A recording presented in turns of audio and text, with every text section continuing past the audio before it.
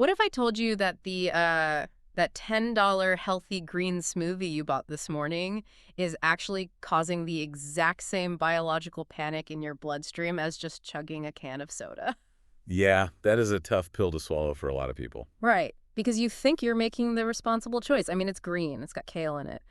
But underneath that plastic lid, there is this massive metabolic trick being played on your body. Oh, absolutely. It is the ultimate nutritional Trojan horse. Yeah. We basically categorize anything that's blended with fruit as an automatic health win, and we completely ignore the actual biochemistry of what happens once it hits our digestive tract. Okay, let's unpack this because today we are tearing down the myth of the blender. We're taking a deep dive into the actual science of the ultimate natural smoothie formula for healthy weight management. And this is such an important topic right now.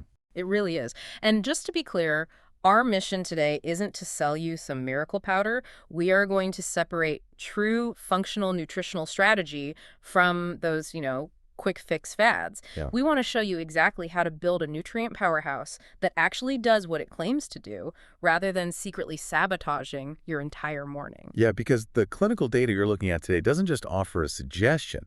It outlines a highly specific, strategic combination of ingredients and, just as importantly, the lifestyle factors required to make them work. Right. It is a blueprint for sustainable weight loss that relies on natural smoothies as a deeply functional tool. Right. But it only works if you understand the actual mechanics of those ingredients. So let's look at the roster of approved ingredients here because it is incredibly specific. We are talking whole fruits, vegetables, Greek yogurt, oats, chia seeds, flax seeds, spinach, kale, berries, cucumber, and unsweetened milk. Quite the list. Yeah, I mean, if you've been just throwing a banana and some apple juice into a blender and calling it breakfast, this list might look like a totally different language. It really does. But what's fascinating here is that every single item on that list was chosen to serve a very specific mechanical purpose in the body. Okay, how so? Well, it's designed around a crucial trifecta: fiber, protein, and essential nutrients. Without those three anchors, you aren't making a meal. You're just making dessert. That makes sense. I like to think of building a smoothie a lot like building a sturdy house. Right. Like you can't just throw up a bunch of sweet decorations, the fruit, and expect the whole thing to hold up against the elements. You need a structural foundation. You need that Greek yogurt, the oats, and the seeds to actually anchor the whole Yep, thing. well, great way to put it. Or think of blending just fruit and juice, like throwing a handful of dry newspaper onto a campfire. Oh yeah, the flash fire. Exactly. It flashes bright, it burns incredibly hot, and then like 2 minutes later, it's completely gone, leaving you freezing in the dark. That's your traditional drive-through slushy. Yeah. But the oats, the chia seeds, the flax seeds, those are the dense oak logs. They take a little longer to catch, but they burn slow and steady, keeping that fire going all morning. That's a perfect way to visualize it. When you look at Greek yogurt, you're looking at a dense, really high-quality protein source. Then the oats and the seeds provide this heavy-duty fiber. Right. And then the spinach, the kale, and the berries step in to deliver the essential micronutrients.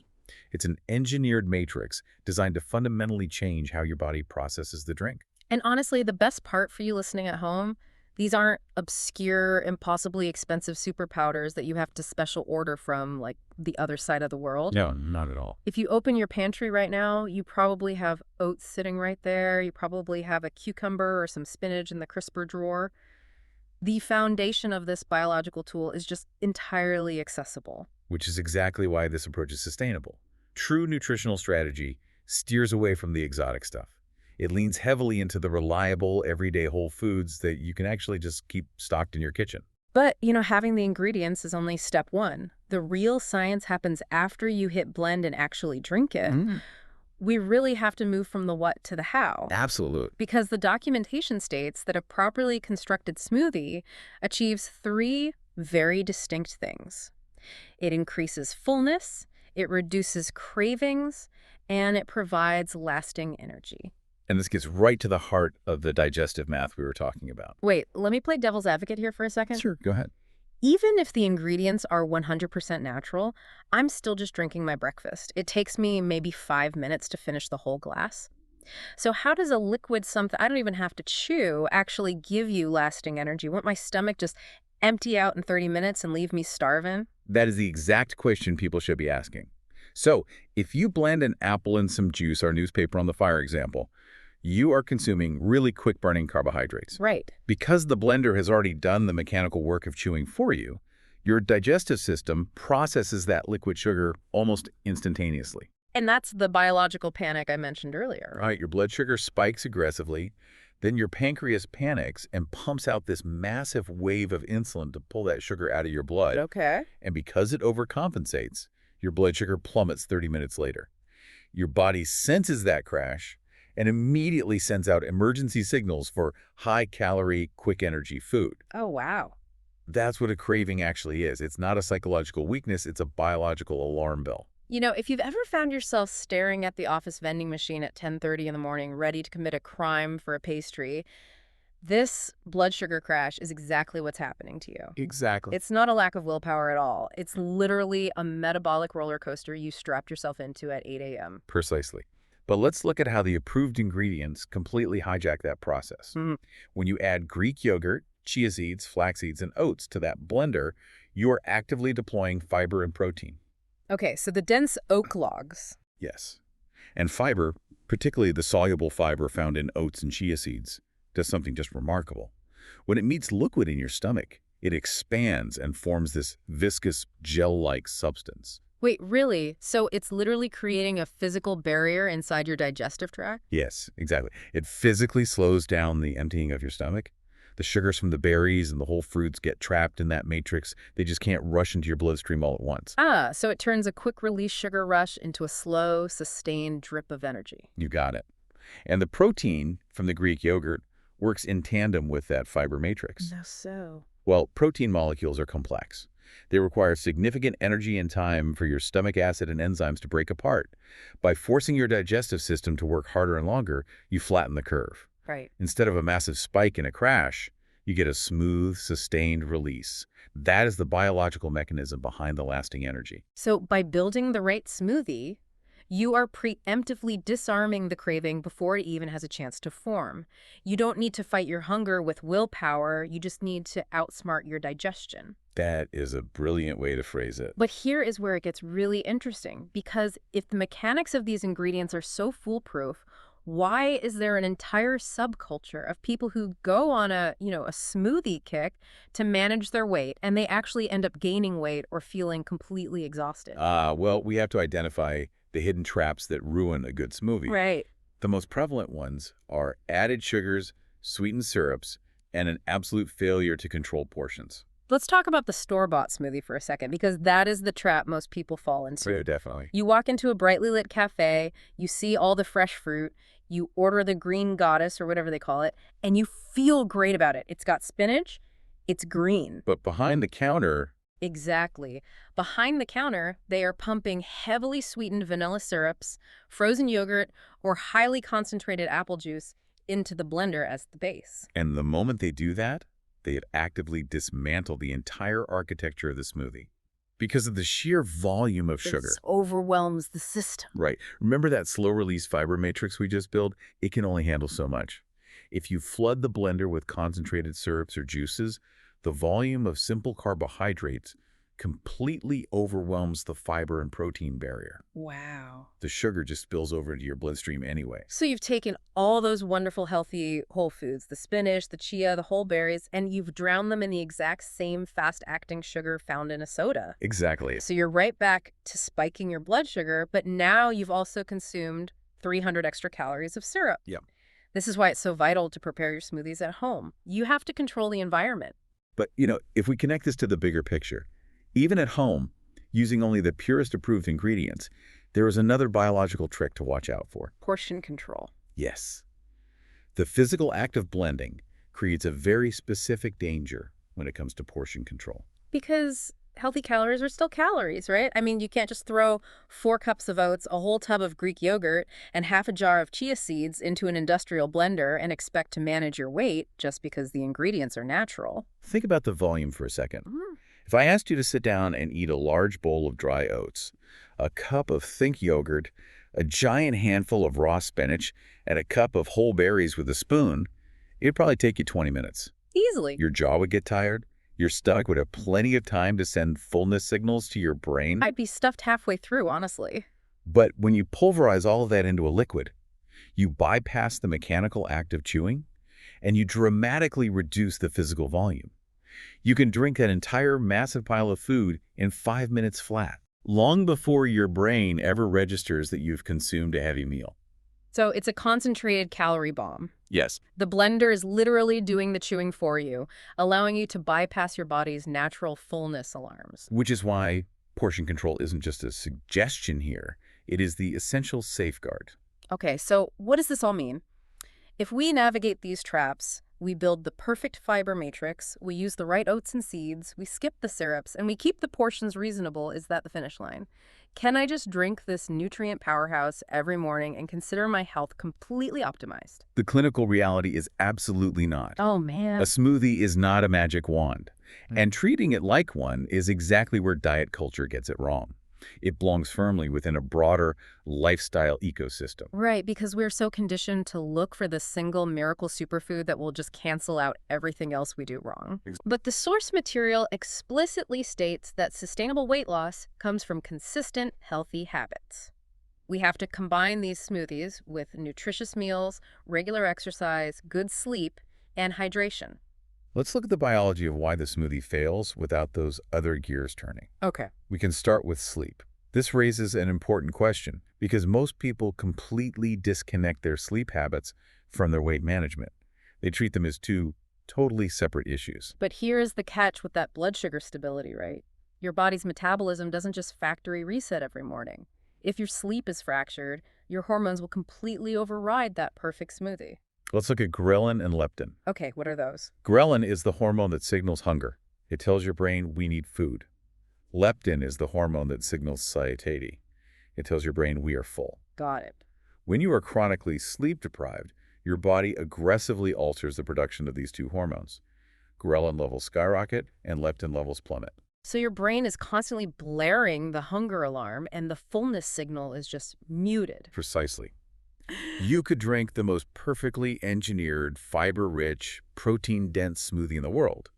But if you only slept 4 hours, your brain's chemical environment is actively working against you.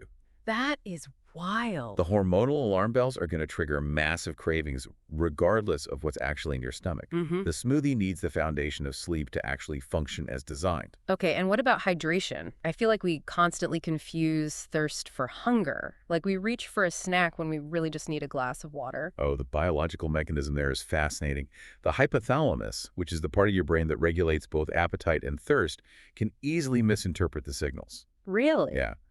When you are mildly dehydrated, the hypothalamus sends out a generalized signal that you need to consume something. So your body says, I need water, and your brain interprets it as, I need a snack. Yes. You end up eating hundreds of extra calories when all your cells actually wanted was just hydration. Which completely undoes the work of the smoothie. And then we have regular exercise. Right. Think about the slow, sustained drip of energy that the oats and chia seeds provide.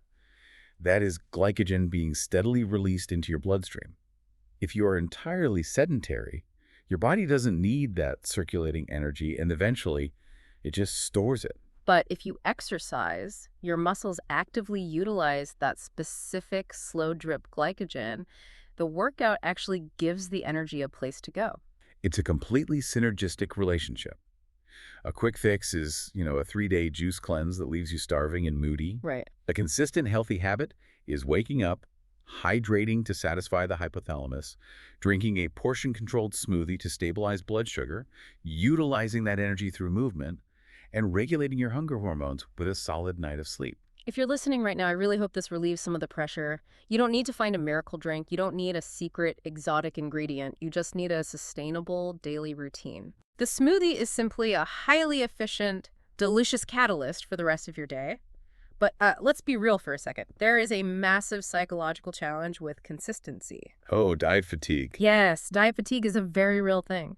If I have to drink the exact same spinach, oat, and cucumber mix every single morning for a year, I'm eventually going to lose my mind and just go buy a donut. Which is fully anticipated in the documentation.